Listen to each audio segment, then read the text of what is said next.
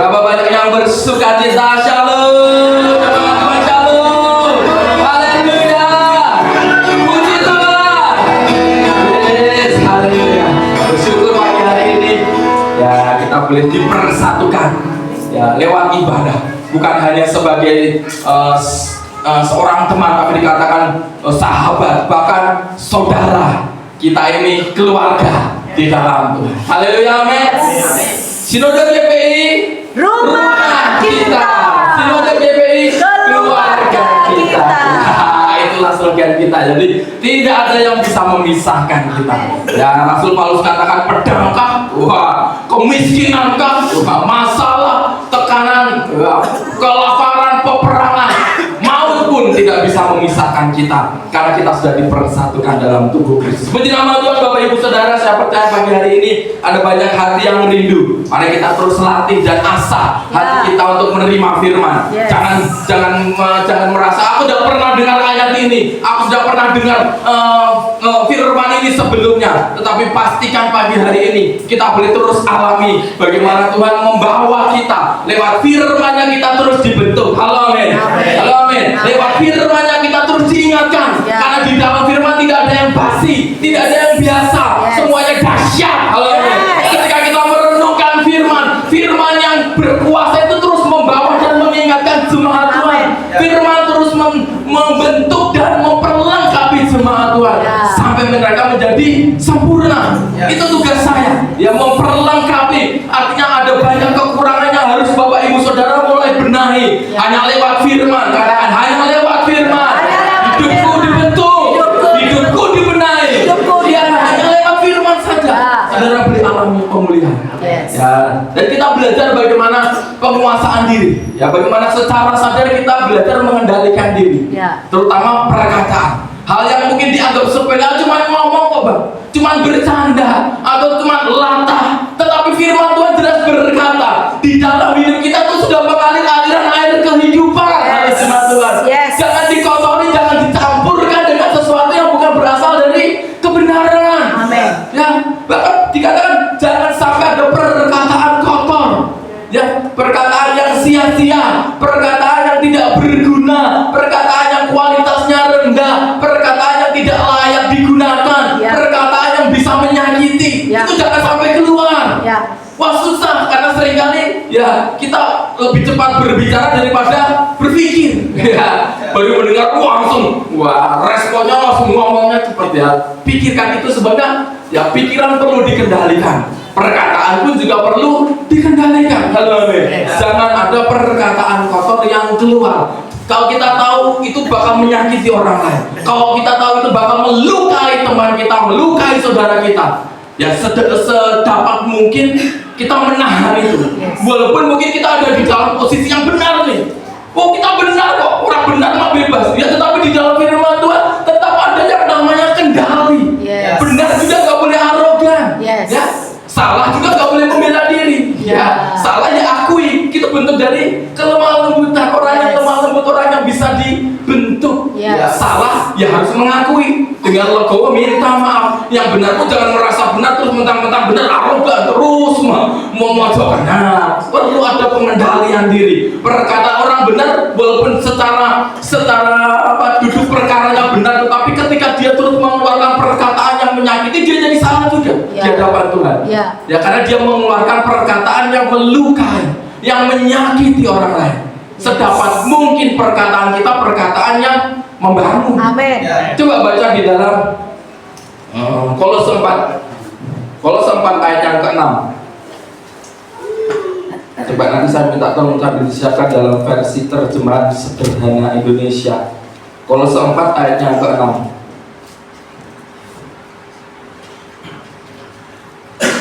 Sudah ketemu jemaat Tuhan? Amin. Mari kita baca bersama-sama.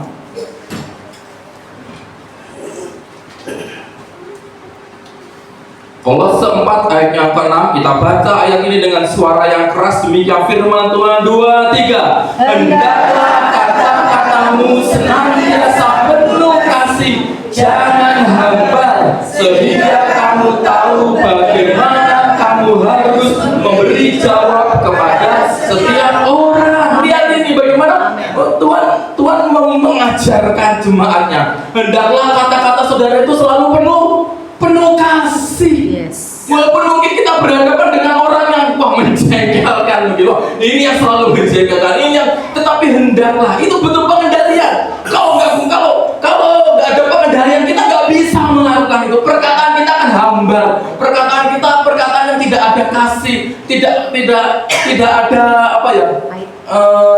Ya isinya kepahitan. Ya sepertinya kata-katanya biasa, tapi kalau dirasakan ya halus tapi nengasnya nggak enak gitu ya. Gimana ya? Kita halus tapi di hati itu nggak enak ya.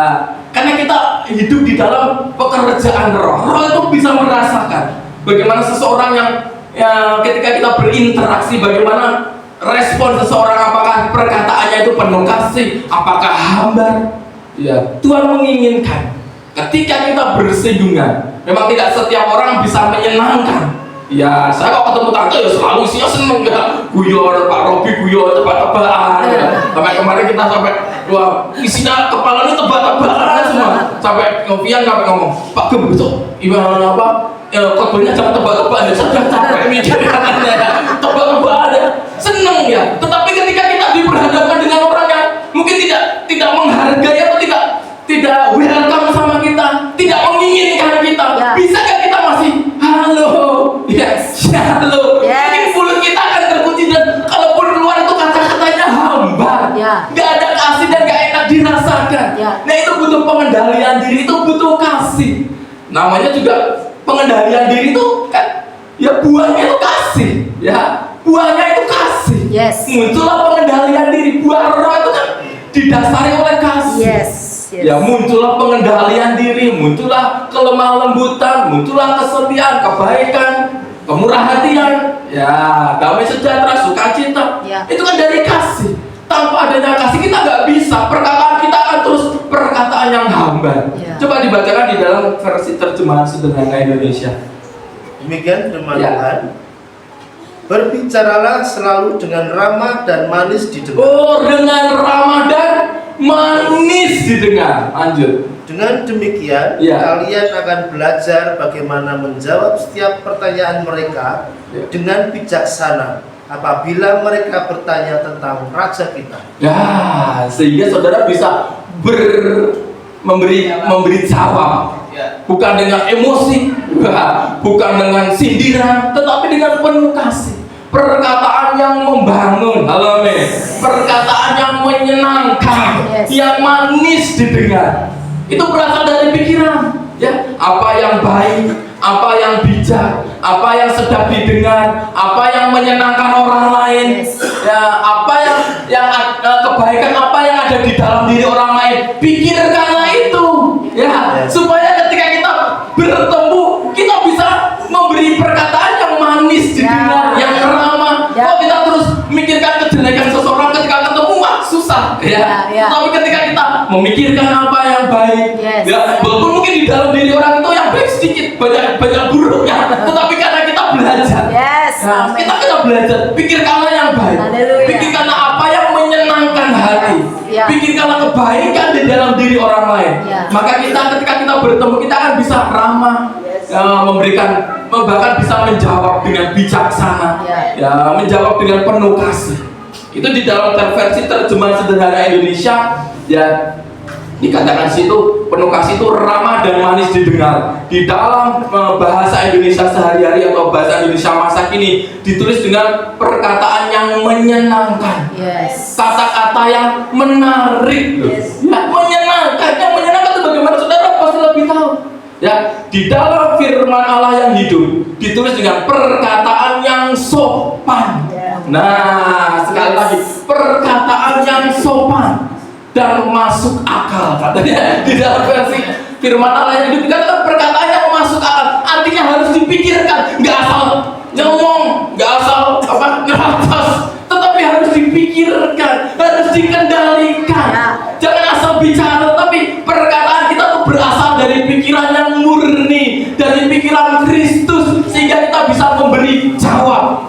Ya, ketika kita berhadapan, ya, ketika kita mungkin diperhadapkan dengan situasi, kita bisa memberi jawab. Ataupun ya, kalaupun kalaupun mungkin tidak perlu dijawab, nggak usah dijawab. Ya, kan bicara seperlunya. Ya. Kalau memang nggak perlu dijawab, ya sudah. Ya, saya sering di kantor, ketika lagi teman-teman di depan lagi ngobrol rame gitu, wow, penuh dengan ya biasa kalau ngobrol itu pasti tidak lepas dari hujan saru, kalau enggak ngomongin orang lain, ya, pun sekitar itulah. Ketika saya datang, udah, nggak enak, ada Pak Pendeta. Ya. Apakah saya? Ya sudah sedih aja, ya, nggak perlu saya, nggak apa-apa kok santai juga, nggak perlu dijawab juga, nggak perlu membela diri atau bagaimana, nggak perlu tersinggung juga, dia sudah diam aja, nggak perlu dijawab, nggak perlu dijawab, diam saja, bicaralah seperlunya. Ya, kalaupun saudara harus berbicara, hendaklah perkataan itu penuh kasih, perkataan itu sopan, manis didengar, menyenangkan, menarik, jangan hambar. Ya, jangan hambar itu artinya di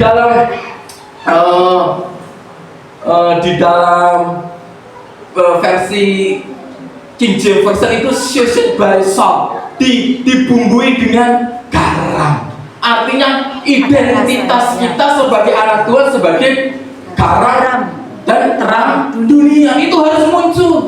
Jadi perkataan kita perkataan yang mencerminkan identitas kita, jangan hambar. Ya, harus dibumbui. Dibumbui itu bukan dibumbui sesuatu yang ya bumbu yang saru-saru yang mesum. Ya mungkin itu menyenangkan buat orang di luar sana. Tetapi itu bukan identitas kita. Ya, tidak perlu harus sesuatu yang merujuk ke sesuatu yang pornografi untuk kita bisa menyenangkan orang, walaupun mungkin di luar sana itu buat mereka menyenangkan. Ya, karena saya berkawan dengan banyak orang, ya kalau guyon-guyon ujung-ujungnya ke situ, ujung-ujungnya ke situ. Ya, walaupun buat mereka itu menyenangkan, buat mereka itu dibumbui dengan seperti itu tuh kayaknya pembicaraan obrolan deh. Tapi buat kita punya identitas, nggak harus merujuk ke situ. Ya, buktinya dengan tebak-tebakan aja kita senang kok.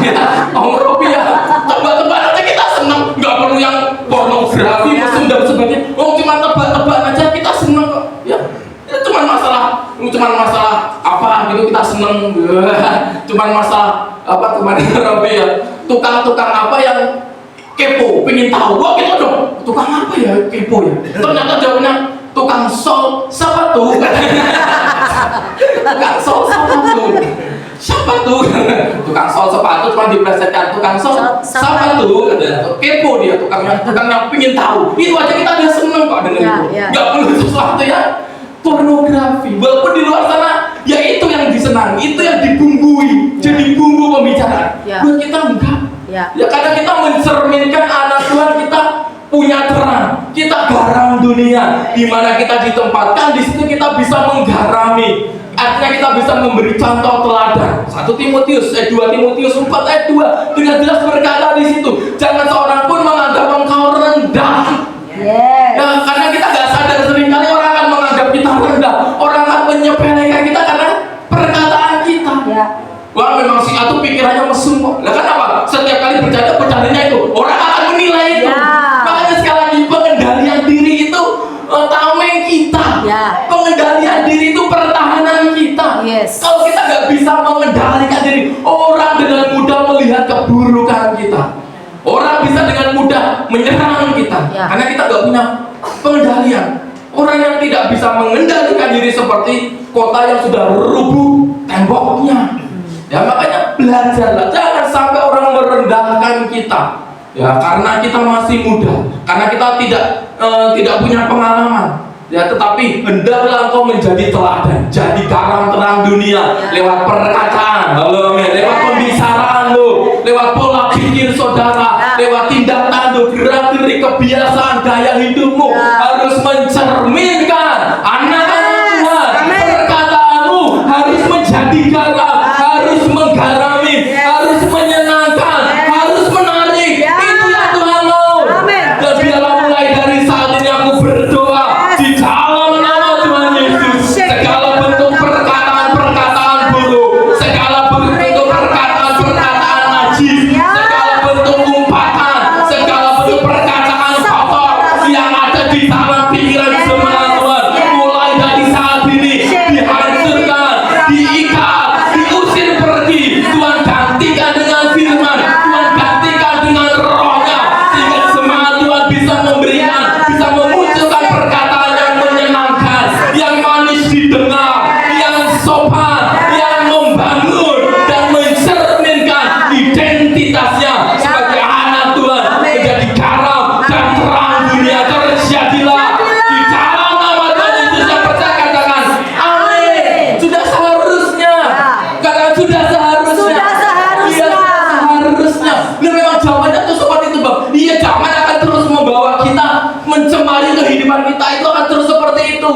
Sejak dari zaman Nabi Nuh juga seperti itu.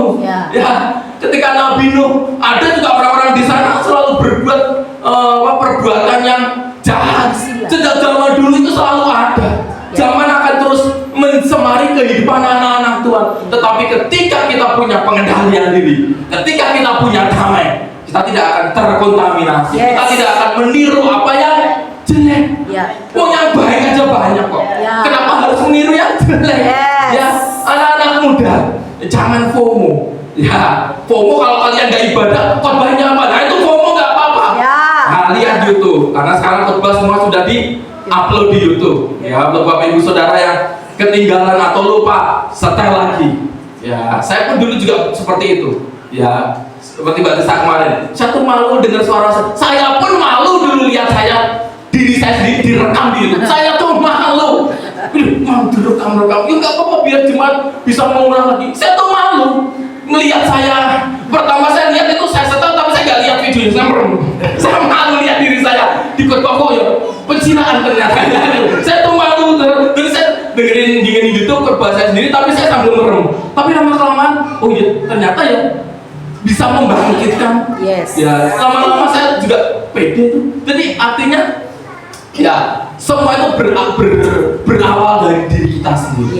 Bagaimana kita mulai membangun kehidupan ilahi, sehingga dimanapun kita berada, kita bisa menjadi garam dan terang dunia.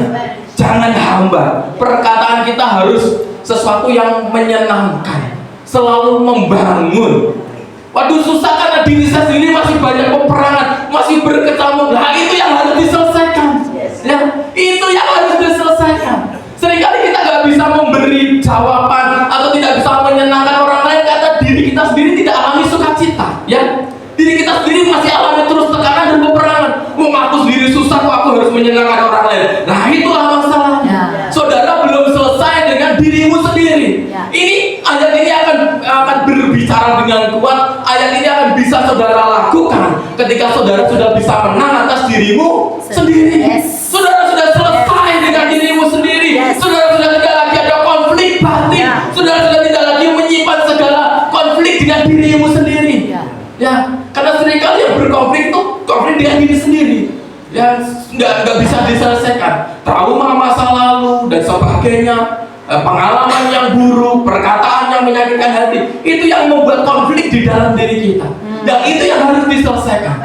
Supaya ketika kita bertemu dengan orang lain, kita bisa memberi perkataan yang manis didengar, ya, perkataan yang menyenangkan, yang membangun. Ya, karena kalau orang terluka hatinya, akan sangat mungkin berpotensi ketika dia berkata-kata, dia memunculkan perkataan, juga perkataan yang bisa melukai orang lain.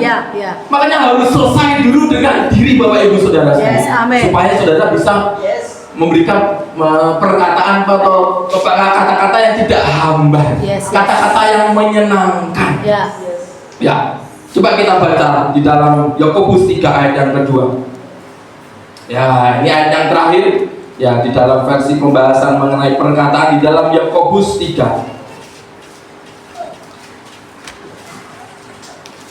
Ini ayat yang baik sekali.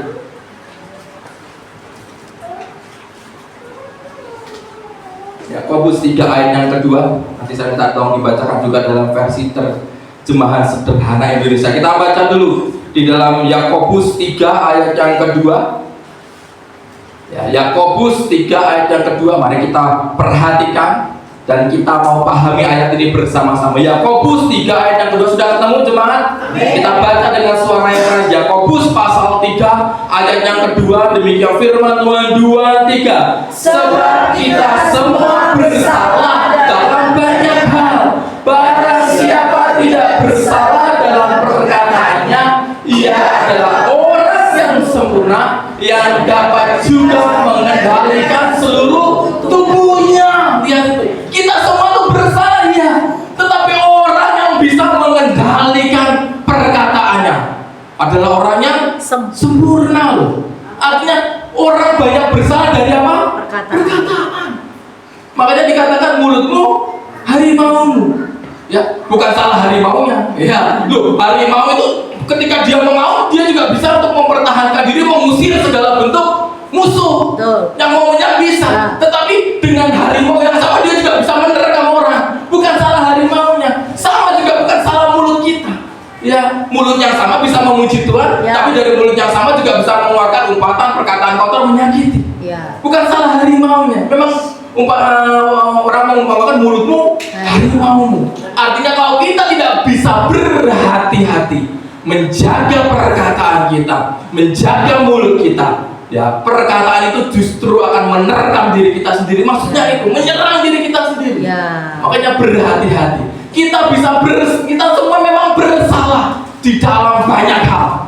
Tetapi orang yang bisa mengendalikan perkataannya Yes. adalah orang yang sempurna, Oh. yang bisa mengendalikan Haleluya. tubuhnya juga, mengendalikan perbuatannya. Yes. Artinya betul-betul jangan diremehkan yang namanya perkataan. Ya. Kan cuma perkataan, yang penting aku nggak mencuri, ya, aku nggak korupsi, aku nggak membunuh, aku nggak merampok, aku nggak begal dan sebagainya. Tetapi ingatlah, ya, ayat ini kita bersalah lebih banyak di dalam perkataan kita. Ya. Betul. Itu sebenarnya penting untuk setiap jemaat Tuhan. Ayo mulai latih, kendalikan perkataan kita. Jangan sampai kita mengikuti apa yang sedang jadi tren dunia. Ya. Selalu ada tren-tren dunia, selalu ada gaya-gaya dunia yang terus mencemari kehidupan anak-anak Tuhan. Ayo mulai dilatih. Coba dibacakan di dalam versi terjemahan sederhana Indonesia.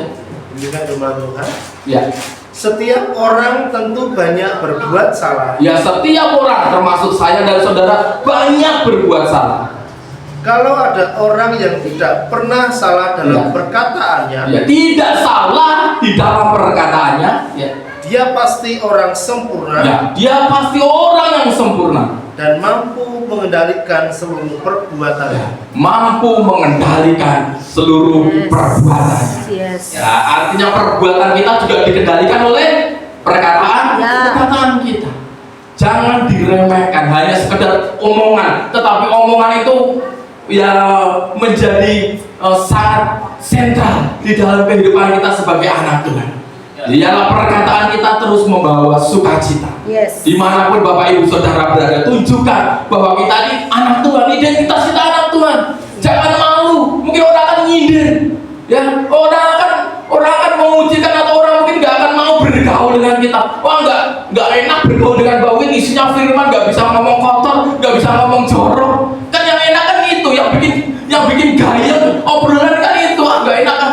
Mending ngomong sama si A, dia tuh bisa diajak ngomong-ngomongnya gitu. Nah, mungkin kita akan kehilangan, atau kita tidak banyak orang yang mau bertemu atau bersinggungan atau berinteraksi dengan kita. Komunitas kita akan mungkin semakin sedikit, tetapi komunitas yang kita miliki komunitas yang sehat. Ya, bukan komunitas yang toksik, yang meracuni, tetapi komunitas yang sama-sama punya visi yang sama, Amen. sama-sama punya tujuan yang sama. Ya. Ya, tidak ada lagi komunitas yang akan meracuni kita, karena kita sudah membentengi diri kita. Ya. Apalagi di masa-masa sekarang. Ya, anak-anak kita perhatikan. Sekali lagi, anak-anak kita perhatikan. Jangan sampai mereka terus terlibat di dalam komunitas yang tidak sehat. Pastikan anak-anak kita itu ada di dalam komunitas yang sehat. Itu tugas sebagai orang tua. Amin. Ajari mereka perkataan yang baik. Ya, saya dari kecil dengan anak-anak, ketika dia ngomong salah, tampar. Bapak yang tampar atau kamu yang tampar? Mulut kamu sendiri. Saya gitu kan. Ya, tampar mulutmu. Kalau nggak mau itu apa yang tampar? Enggak sayang. Kalau dia ngomong jelek, ya siapa yang ngajarin? Ya, gitu. Kamu tampar sendiri atau bapak yang tampar? Saya sendiri Pak. Gitu ya. Kalau saya tampar lebih keras soalnya. Ya. Saya sendiri Pak. Kalau saya dia tahu, kalau saya lebih keras ya. Dari situ dia belajar. Oh, ternyata kalau ngomong seperti ini nggak boleh. Langsung. Ya, kadang juga nggak perlu ditanya. Ya, tiba-tiba aja ngomong langsung. Bah, gitu ya. Kecilnya mereka sekarang, mereka sudah tambah besar, sudah ya frekuensi memukul itu sudah semakin berkurang. Tapi ngomongnya yang lebih banyak. Frekuensinya tetap.